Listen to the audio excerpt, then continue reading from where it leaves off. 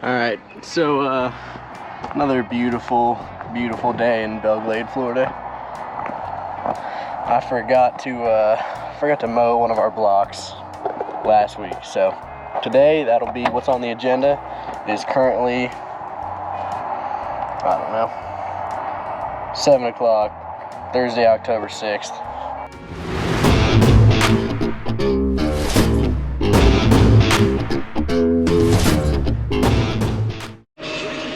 Okay, I'm geared up, ready to mow. And there's Willie hopping in the 7R with the big ripper on the back of it. I don't really know where he's going with that. He didn't tell me, but good luck. They were supposed to be pulling that thing with duals in that tractor, but I guess he's gonna try with singles.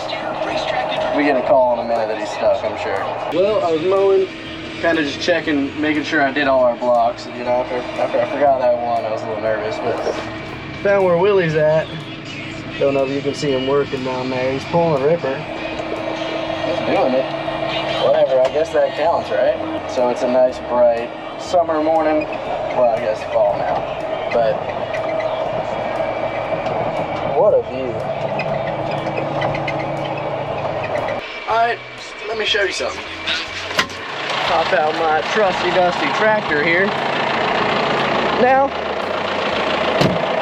get a lot of people saying, hey, why are you going so slow on the farm roads? I'll tell you why I'm going so slow. Because I was moseying along through here, I don't know, right about 8 miles an hour, which is, I don't know, pretty cooking for a tractor. It feels like 50 in a car. Anyways, you see this right here? See this divot in the ground? It doesn't look like much. Yeah, I hit that thing and about threw me through the windshield.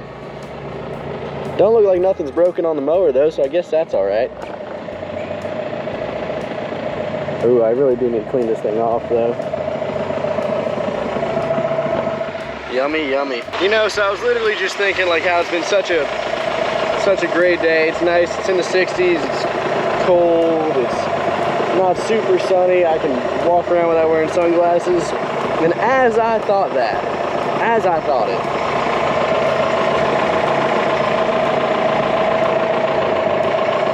yeah, I don't know, I haven't looked at it yet, but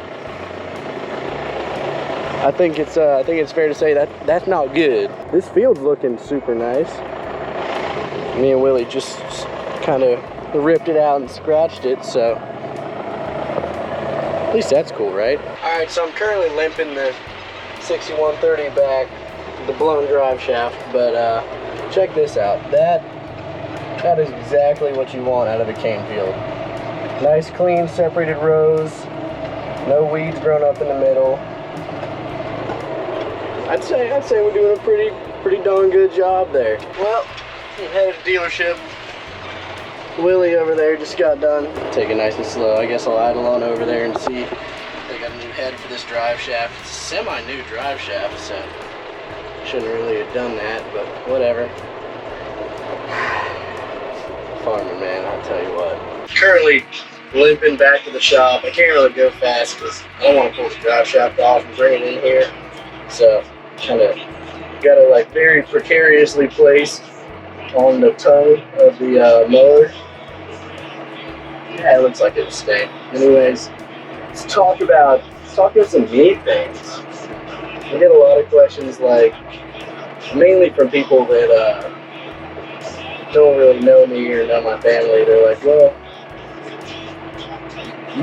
y'all have these dealerships, these John Deere dealerships. Why don't you go work there instead of at the farm? And you're right, I could do that. And honestly, I love it. Like, the dealerships are my second home. I was raised there. It's what I know best. They're my people. You know what I mean? But at the end of the day, we came from farmers. Before the dealerships were even a thing, my granddad and my great-granddads were farmers. So, I don't know. I believe that's something that makes our dealerships great. I believe it provides a lot of value to our customers, and honestly, I don't want to see that legacy go away. So, there. That's why I'm in the farm. Now, this farm was a fair bit smaller than it was back in the day, but you know, we're still making do with what we got.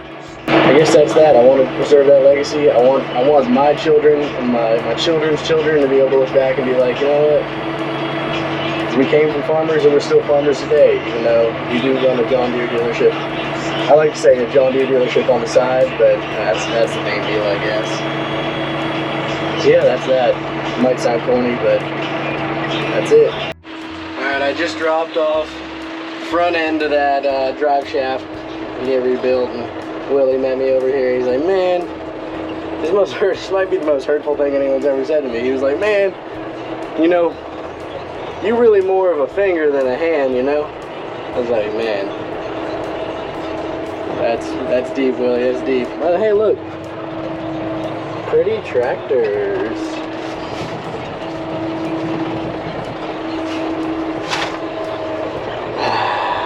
More of a finger than a hand. All right, Willie, I gotta give it to you. That one was clever. I'll get you back. All right, so I just got back to the barn with the mower. I dropped off the front piece of the drive shaft to get rebuilt. Willie insulted me, made me cry a little bit, whatever. But now I'm gonna tell you, before I clean this mower off here, I'll tell you what you got to have in your farm cooler. Now first, you need a Yeti. And you need a Yeti that you bought at one of our Everglades locations, because we're a dealer for them. It's a must-have. First thing you gotta have in your farm cooler: water. Doesn't really matter the brand. I've got like 5 or 6 different brands in here. Second thing, and probably more important than the water, honestly, you need your caffeine. You need your caffeine, absolutely, because you know this is tough work early in the morning. And it consists sometimes late into the night. Now, thirdly, and maybe more important than number 2, you need your big caffeine. Now, this is for when your days don't go exactly as planned, like, you know, what just happened to me with the mower. As you can see, there is a slight size difference there. I promise both of them are necessary. The small can is for good days, the big can's for bad days, like, you know, today. Alright, yeah, that's all you need in your farm cooler. Alright, so I dropped the 6130 with the mower off. Came out here just in time to get some drone footage of my cousin Bradley in our 333G. He's taking down the putting green that was in my granddad's yard. My family's big on golfing and stuff, so whatever. Taking it down anyways. We got Willie out here working at the same time. The 7R210 with a ripper. I mean, look at what this thing does to the fields.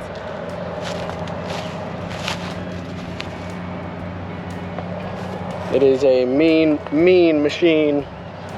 Bradley's yelling at me now. All right, I'm gonna get back to work, but he's about to put that thing in the canal. I don't know, they said take all the putting green muck out, throw it in the canal, so I guess that's what we're doing. I don't know, now I'll go put out some rat bait, something nice and boring.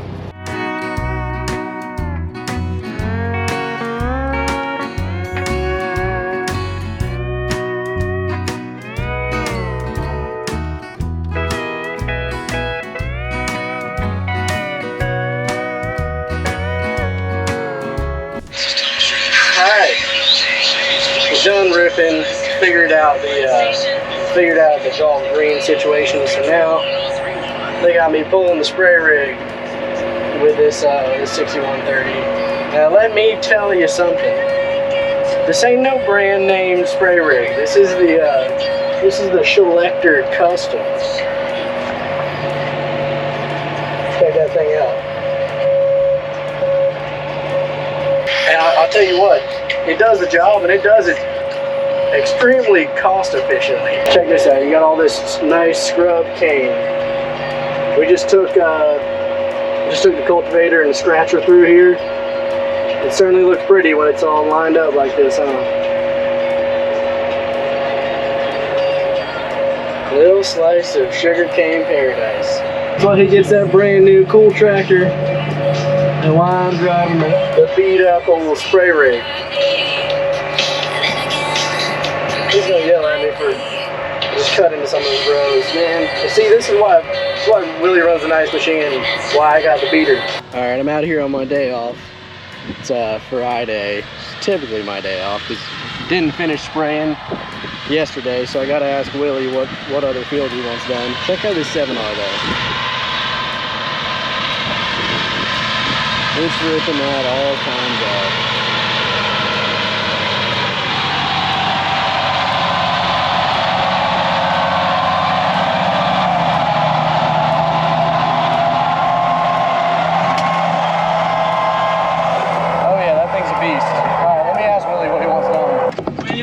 Today, all the brown on. Man, I don't know.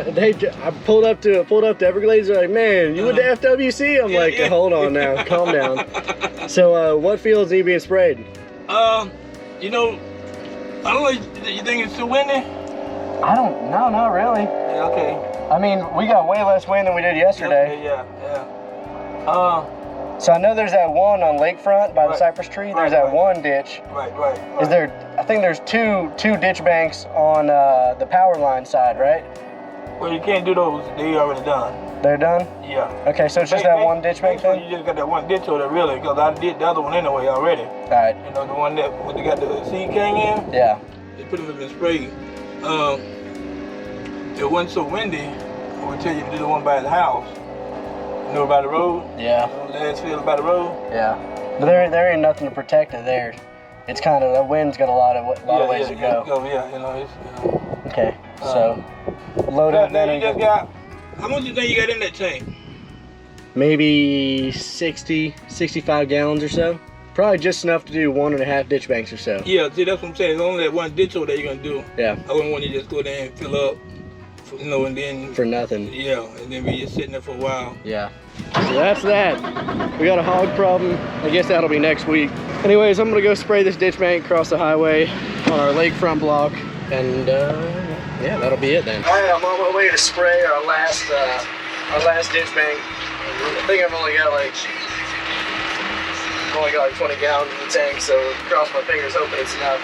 But I've heard some slander about me recently. Had a few people like, man, you ain't no cowboy. Why you wearing a cowboy hat? Well, first, because I bought it and it's mine, I kind of do what I want, you know what I mean?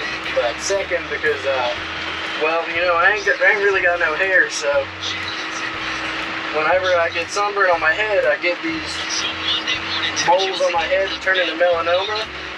And, you know, skin cancer really ain't no fun, so I guess that, or I figure at least that any cowboy worth their salt ain't gonna have a problem with me wearing a hat just to cover up, huh?